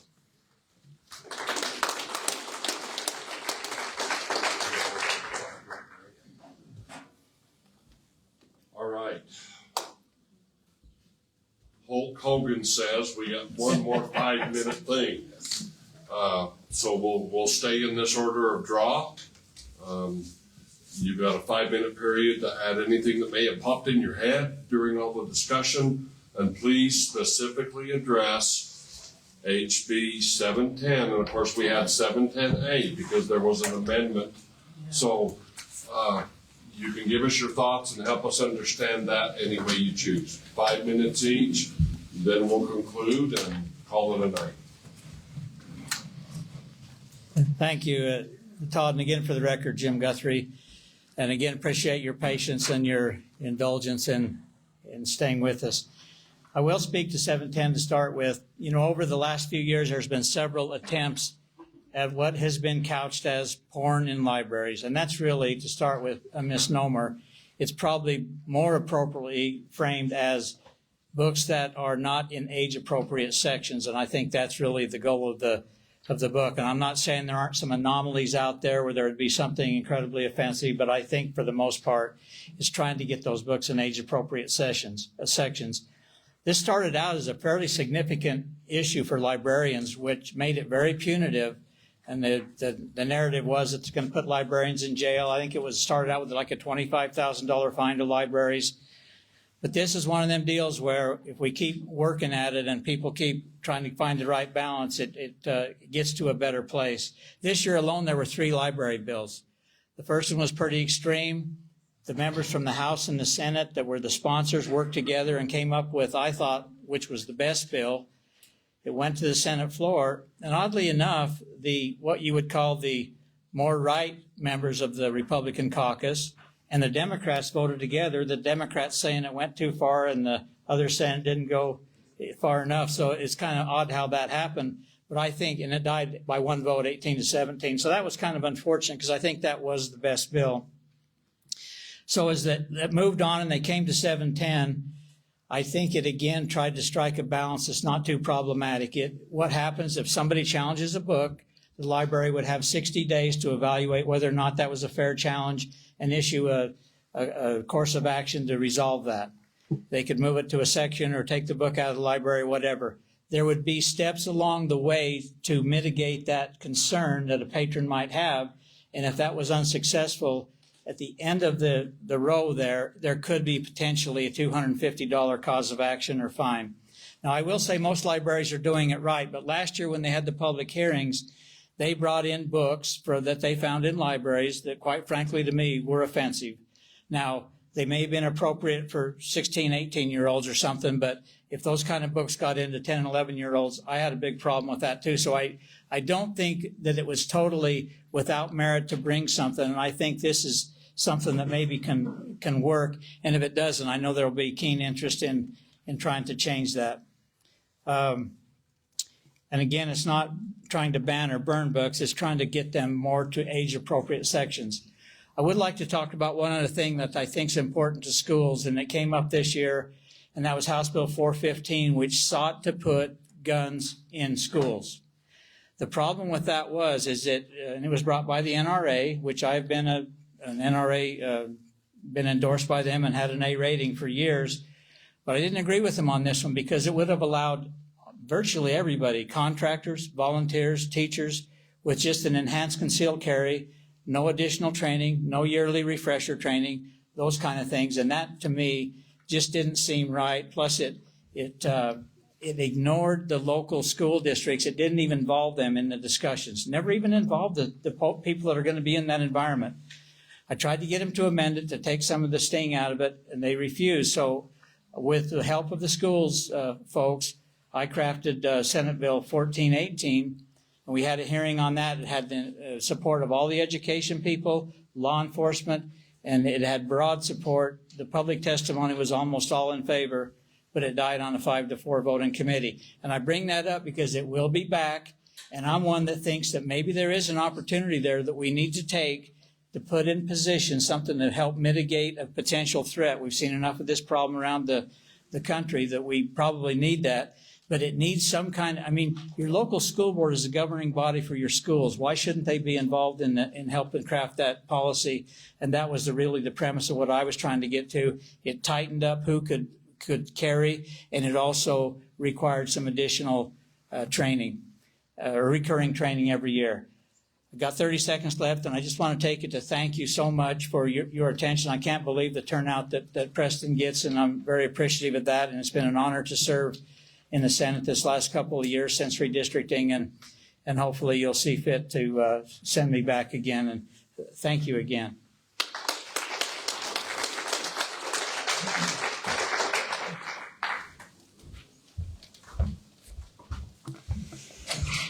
Senator Guthrie is right. There's been many, many bills addressing the porn in the libraries. And the Democrats have been saying since the very first one that this is book banning, book burning, censorship. And of course, that's all nonsense. If you guys have had the opportunity, as awful of an opportunity as it is, to actually witness the pictures of these books, and there's upwards of 20 of them in over 40 publicly funded libraries across the state. They're continuing to pop up. And it's not a coincidence that all these things started to pop up in the last 3 years of the Joe Biden Democrat National Party. There's a lot of money being pumped into local school boards and local library boards all over. And all of a sudden you see all this porn popping up in the libraries. And these are graphic, humiliating, hardcore, disgusting pornographic pictures. But because they're illustrated and not photographed, they're allowed and protected under, well, their advocates call it LGBTQ-friendly sexual education. And it's not that at all. It's porn. It's hardcore porn. And about a quarter of the pictures involved kids. Pictures of teenage, minor, underage kids doing graphic sexual things with each other, boys in particular. There is an agenda behind this. This isn't just random, whoops, we're super woke and we can just, we don't want to censor offensive material. Notice how they call it offensive material. They always like to play with the words. It's porn. If you saw the pictures, it's porn. It has nothing to do at all with education. It's just porn. And it's in the young teen section, right by the kids section of all of these publicly funded libraries. And again, they're just popping up in the last couple years. Isn't that amazing? So there's an agenda behind it. They're trying to spread. It's everything. It's like everything that we've known for the last many years is happening in our public school system and in our culture in general, and that's the sexualization of our children. It's that simple. You got a bunch of perverts in charge of this stuff, and they're putting this stuff in to indoctrinate and brainwash and sexualize your kids. It has no place in publicly funded libraries. I think 710A didn't go far enough. They've basically just asked that some of this stuff gets moved to a different part of the library.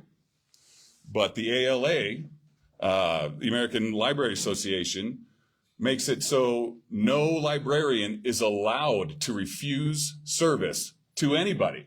So a kid comes up and checks out this book just because you moved it to the other part of the library, and it's graphic, hardcore, gross, disgusting porn, and this kid's 12 years old, she's not allowed to tell him no.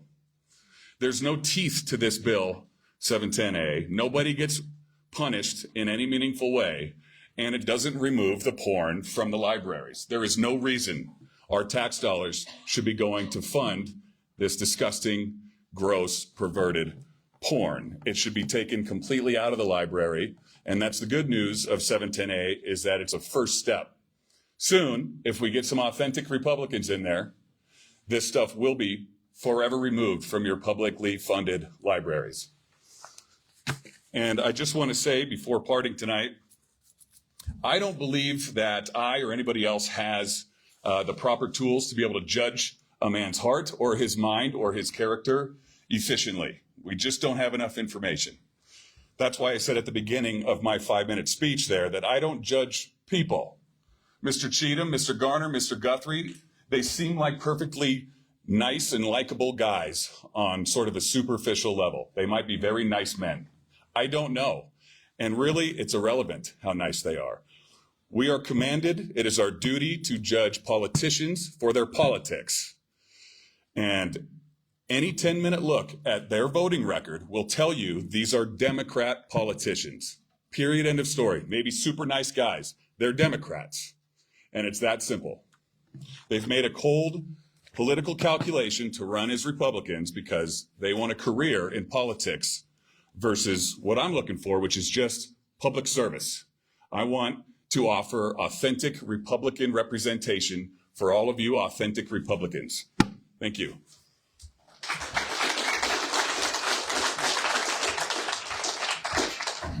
Well, this session is, I'm going to be a little bit more serious than I have in the past. And I'll let you decide. I was asked the question, what parts of the state budget could use more funding? I'd like to talk about these tax rebates. And I looked into it. You got to remember, I spent 13 years in the financial services business, did very well. And I looked into it. And for example, when the governor announces 7%, oh, you're going to get a 7% rebate. Well, if you happen to be a family that has $1 million taxable income, you receive $70,000.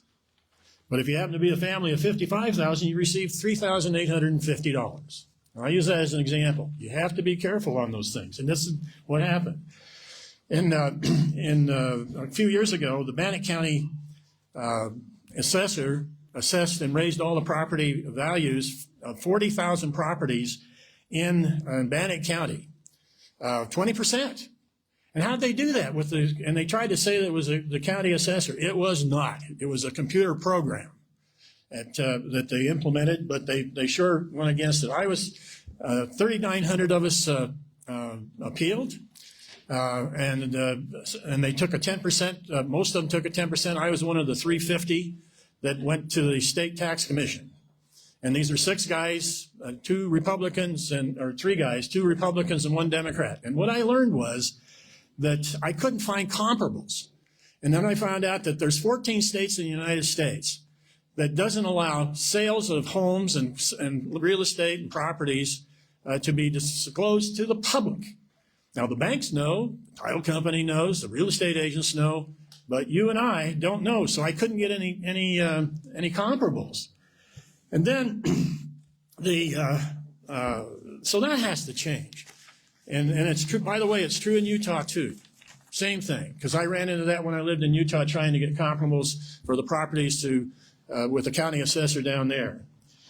Okay, I'm trying to go through this so I don't run out of time because I have a lot of issues on this. And I'll just talk about the library bill. When I was in the 7th grade, I was punished by putting books in the school library that people checked out for an hour. And in that, I discovered section 600, which is the science and technology section. And when I found a book that said boys' first book of radio, and I built Crystal said I built that, and that led to a ham radio license, which led to a 32-year career at IBM. And it started in that school library with that book. Now, as far as the books they're talking about banning, that came out of Texas and Florida, and probably this guy, Charles Koch. And To Kill a Mockingbird. And the reason that, To Kill a Mockingbird. And why is that a banned book? Well, it's because they have a rape scene. And they think that's inappropriate.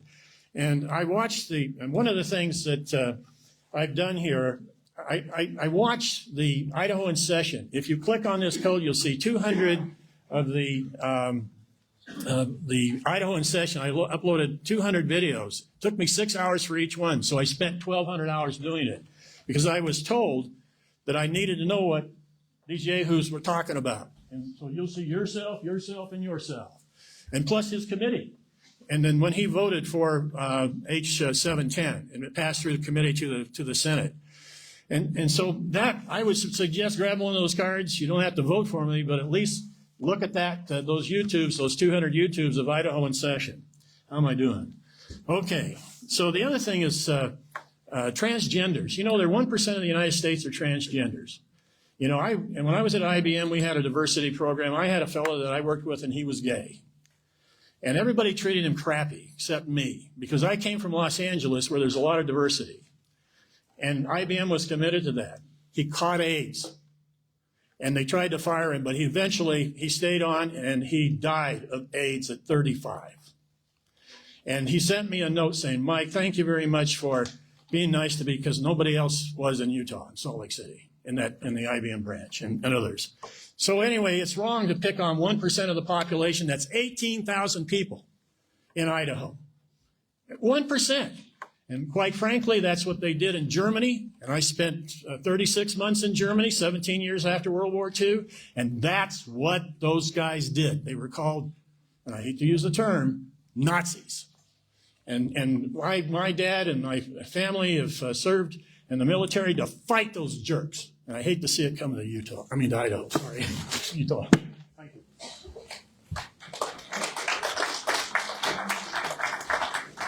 Did you want to crowd? No, that's all right. Go right ahead, Kurt. Well, I'm not a Nazi, but I don't think there should be porn in our schools. Okay?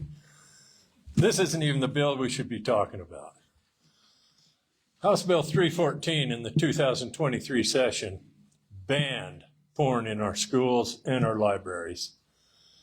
And I have information about that over here on my table if you'd like to see it. The information also has the legislature's website on it, so you can go on there and look at this stuff for yourself. I don't understand why we're arguing so hard to keep porn in our schools. I don't get it. Why would we give that to children? Does no one understand that this is one of the most destructive, addictive things there is out there? I did a serious study of this stuff, okay? You know, it's not illegal in China and Russia to possess child porn. And those governments are putting porn on the internet for free to affect us, to affect our children, to affect our families. And it's working. And these guys might want to call me a conspiracy theorist, but I can show you the research. This is U.S. government research that shows this is happening. And that's the problem with porn. Once you get started, it goes on forever, and it's worse than drugs, it's worse than alcohol, because you can get it for free. We can't let this start, period. Now, I'll get off my soapbox on that. I'll move on. I'll get on a taller soapbox, okay? I have an issue with the way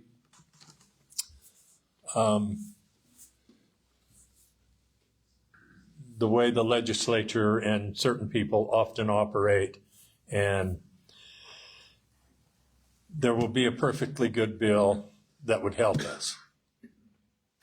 And it will come to the floor, it comes to a committee, and because it's not perfect, because it's not utopia, they will use that as an excuse to kill that bill.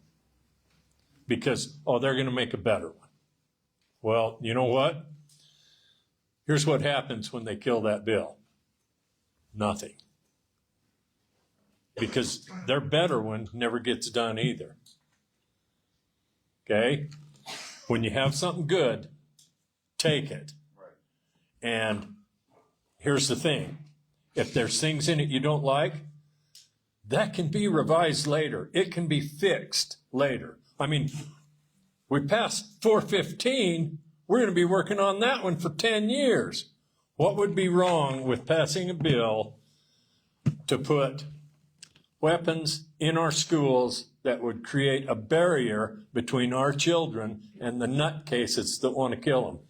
And make no mistake, it's coming to Idaho, right? What, there was just an instance up in Coeur d'Alene of some guy wanting to kill everybody. Our schools and our churches are soft targets. We need to do something about them.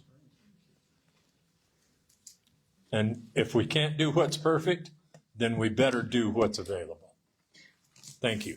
I appreciate you guys.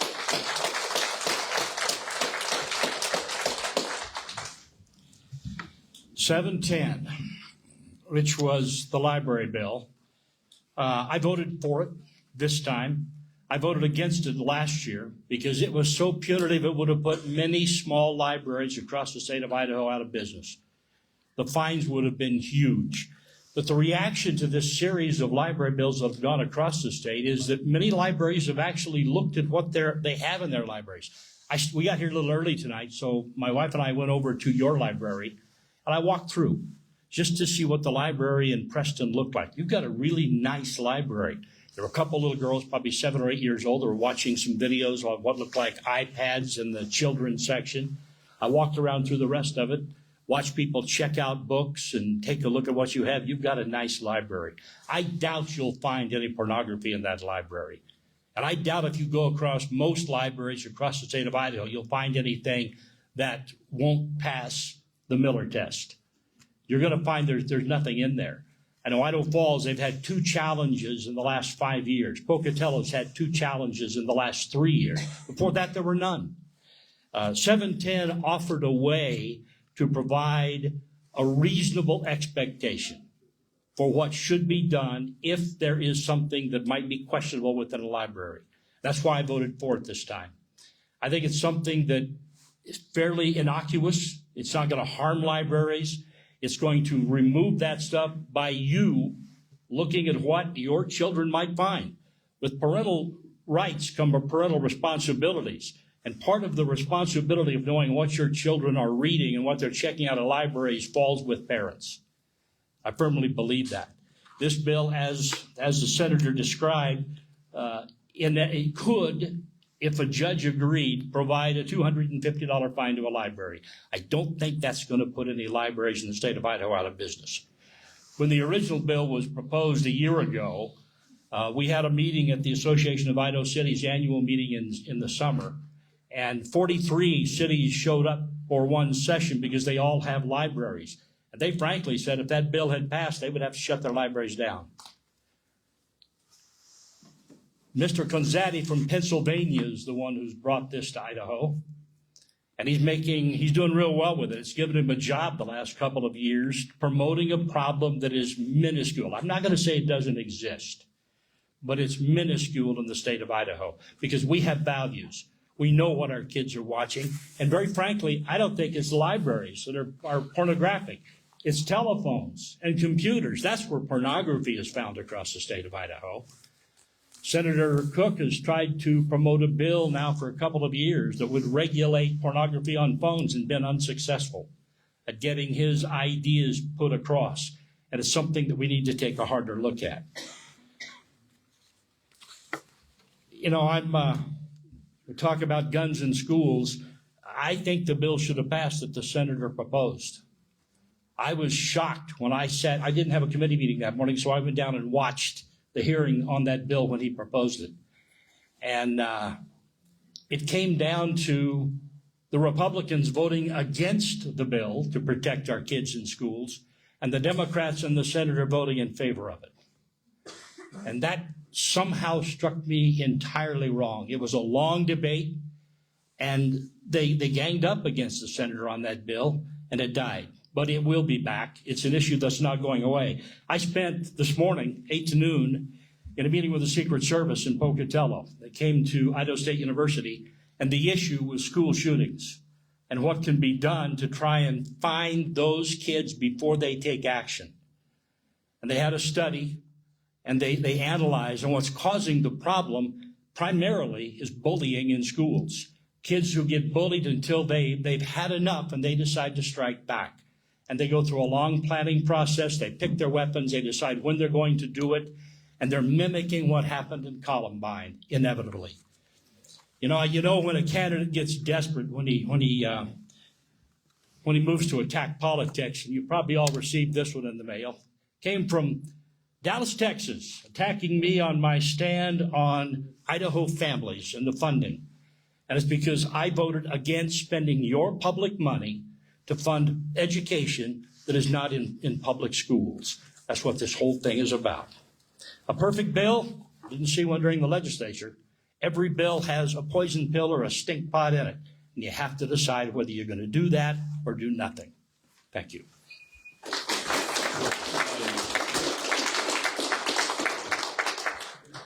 I'm going to start with the library bill, 710A. They've been working on that for 3 years, and I voted against it every time. And the reason I voted against it is it's state government overreach at its best. It's the state telling you what you can and can't do with your local library. When it should be a local governance issue, it should be your library board, your city councils, and your county commissioners. What I found out when I went around, when I first heard about this problem, I went to the libraries in our district. We don't have the problem. It's not in our libraries.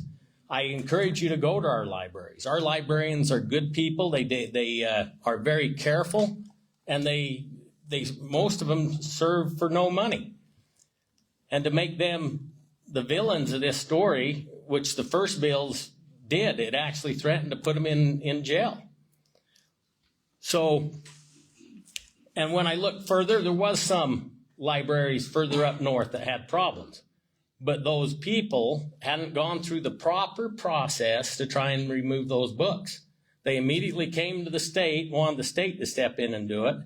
What we found out was last year, the Meridian Library and the Ada Library had actually started moving books because they'd gone to the library boards and asked them to do so. And that's the way the process is supposed to work. Now, to say that I'm for porn in the libraries is just flat out wrong, or that I'm giving porn to the kids. I co-sponsored that bill with Senator Cook that would make the phone and tablet companies that sell at tablet or phone to a minor to have the filters turned on. The parents could come in and turn them off because that's a parental rights issue.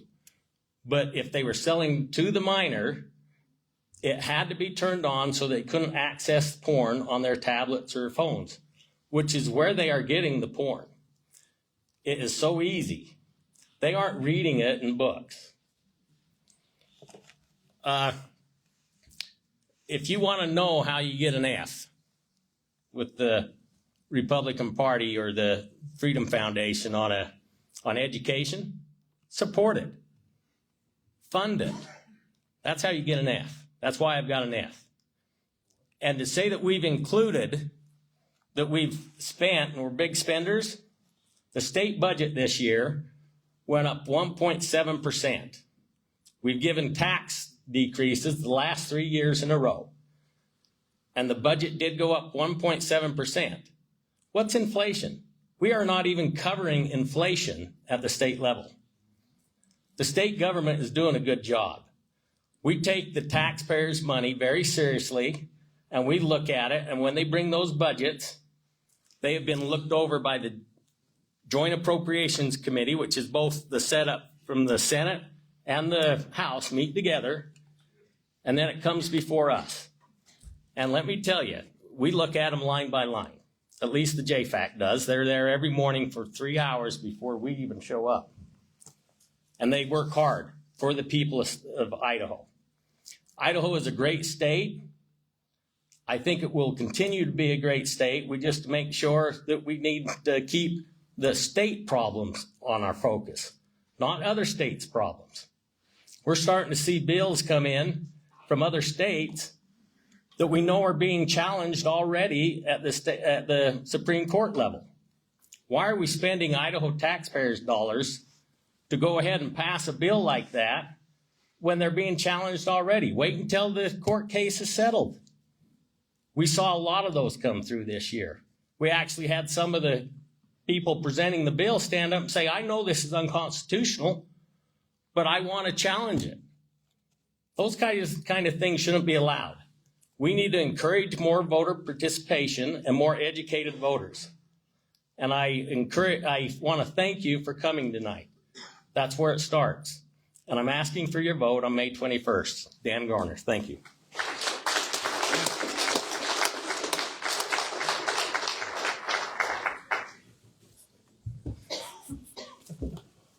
Well, guys, we made it.